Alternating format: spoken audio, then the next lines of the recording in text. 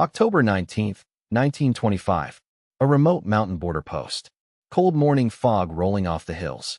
A Greek soldier named Anastasios Tsonakis cups his hands around his mouth and calls out. Not for the enemy, not an alarm, but for his dog. The animal has bolted. It has sprinted across the border marker and vanished into Bulgarian mist. Tsonakis follows. 1 step, 2 steps. He crosses the line. From the Bulgarian side, silence. And then a rifle shot cracks through the cold mountain air. He never comes back. And within 48 hours, 10,000 soldiers are marching to war. To understand how a dog chase becomes an international incident, you need to understand what the Balkans look like in 1925. The map of southeastern Europe has just been torn apart and redrawn. World War I ended only 6 years ago, and Bulgaria was on the losing side. The 1919 Treaty of Neuilly is devastating. Bulgaria is stripped of territory that goes to Greece, Yugoslavia, and Romania. Its army is legally capped at just 20,000 soldiers. Its economy is shattered. Its people are furious. The border between Greece and Bulgaria is barely settled, drawn through mountain terrain that both sides claim as ancestral homeland. Ethnic Greeks and ethnic Bulgarians live on both sides of the line. Every patrol, every confrontation at a border post carries the weight of unresolved grievance. This is not a peaceful frontier. This is a powder keg, and it has been smoldering for years. Into this unstable world steps General Theodoros Pangalos. 4 months ago, in June 1925, he seized control of Greece in a military coup. His grip on power is precarious. His government is only weeks old when the incident at the border unfolds. Pangalos is a nationalist hardliner who needs to project strength. He needs the Greek public to believe in him, to fear him, to follow him. And he has a problem. Neighboring Bulgaria is weak, humiliated, legally limited in its military capacity, and deeply unpopular with Greek nationalists. Historians have noted, and this is the part most accounts overlook, that Pangalos had been actively looking for a pretext to assert Greek dominance along that border for weeks before October 1925. The dog merely provided it. What happens next is not an accident of history. It is an opportunity seized by a desperate man. October 19th, 1925. Private Anastasios Tsonakis is stationed at a remote Greek border post near the town of Petrich. His dog bolts. He chases it across the frontier marker into Bulgarian territory. Bulgarian border guards see a uniformed soldier crossing the border without warning or authorization. They shout. Whether Tsonakis hears them, whether he stops, whether he raises his hands, these details are disputed. What is not disputed is what happens next. He is shot dead on Bulgarian soil. The Greek military command is notified immediately. A Greek officer advances toward the Bulgarian line under an improvised white flag, attempting to retrieve the body. He, too, is shot and killed. 2 Greek soldiers dead within hours of each other. The border post erupts. Word reaches Athens by nightfall. And in the office of General Pangalos, the machinery of war begins to turn. Within hours, Pangalos issues a thundering ultimatum to Sofia. Greece demands a formal apology. It demands the punishment of the Bulgarian officers responsible, and it demands an indemnity payment of 2 million francs, all within 48 hours. The Bulgarian government, led by Prime Minister Andrei Lyapchev, is stunned. Bulgaria acknowledges the incident. It expresses genuine regret. It offers to cooperate in a joint investigation. But the deadline is impossible to meet in full, and historians now know it was designed to be.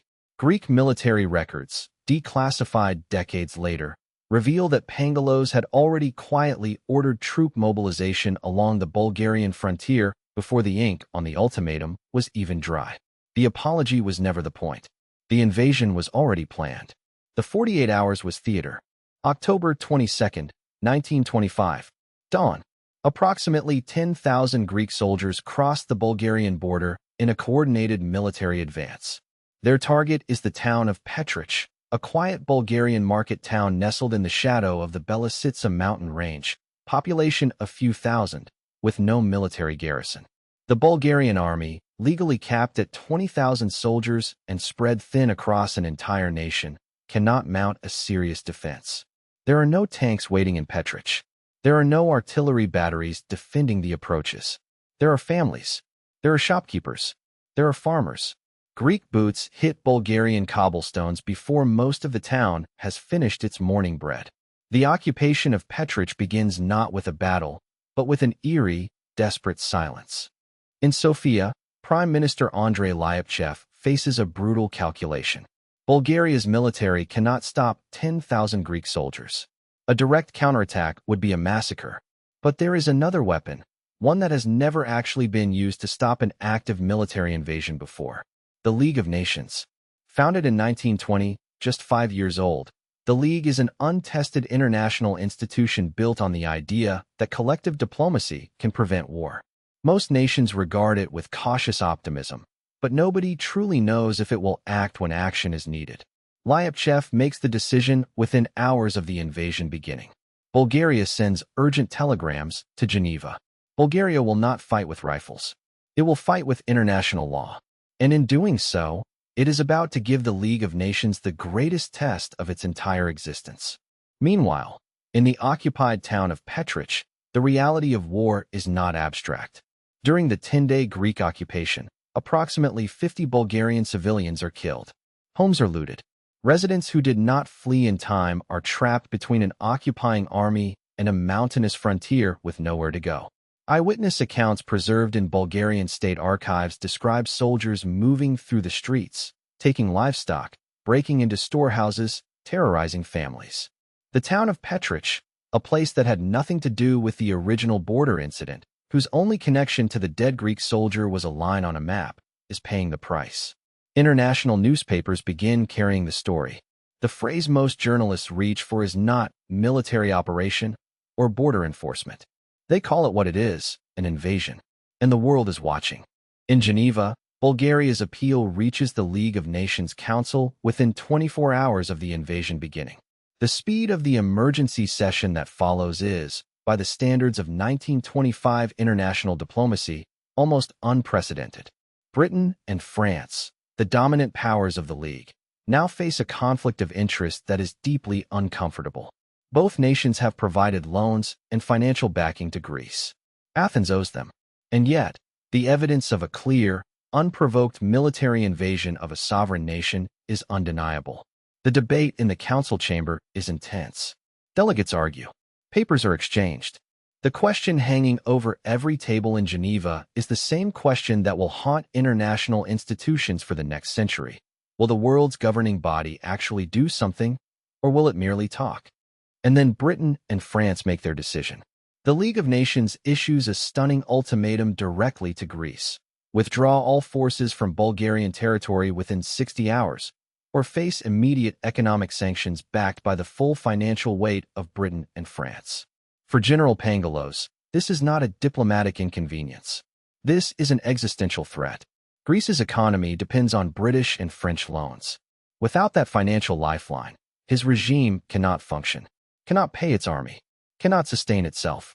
The nationalist strongman who ordered an invasion to look powerful is about to be publicly humiliated by the same international order he thought would look the other way. 3 days ago, 10,000 Greek soldiers were marching forward. Now the order comes down from Athens. Stop. Hold position. And then, the most devastating order of all, turn around. Go home. October 27, 1925. Greek forces begin withdrawing from Bulgarian territory. By October 29th, just 10 days after the first shot was fired at Private Tsonakis on that foggy mountain path, the withdrawal is complete. The same soldiers who marched in triumphant are now marching back in silence. In Athens, Pangalos cannot spin this. The newspapers that cheered the invasion now carry the story of the retreat. The strongman who promised strength has been publicly rebuked, not by Bulgaria's army, which never had a chance to fight him, but by the international community, by finance, by diplomacy. The invasion that was meant to secure Pangalos's grip on power has instead exposed the fragility of it. He will be overthrown in another coup less than a year later, in 1926. The humiliation at Petrich is cited as one of the reasons why. The League of Nations issues its final judgment. Greece must pay Bulgaria 45,000 British pounds in reparations, equivalent to roughly $220,000 in 1925. It is not a sum that bankrupts a nation. But the symbolism is devastating and precise. Greece launched a military invasion. It deployed 10,000 soldiers. It occupied a foreign town.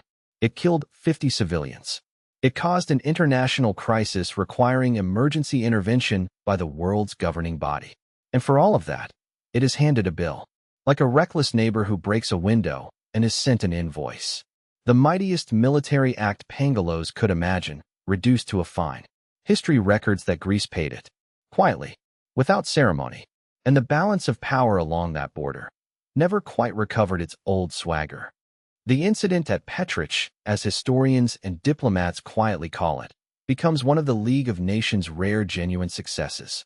For the first time in the institution's short history, collective international pressure has stopped an active military invasion. Not through force, not through a counterarmy, through financial leverage and diplomatic speed.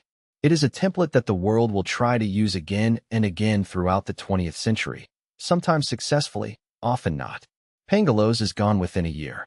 Bulgaria's sovereignty is restored. The people of Petrich rebuild. And the dog? Not one official document. Not in Greek archives. Not in Bulgarian state records.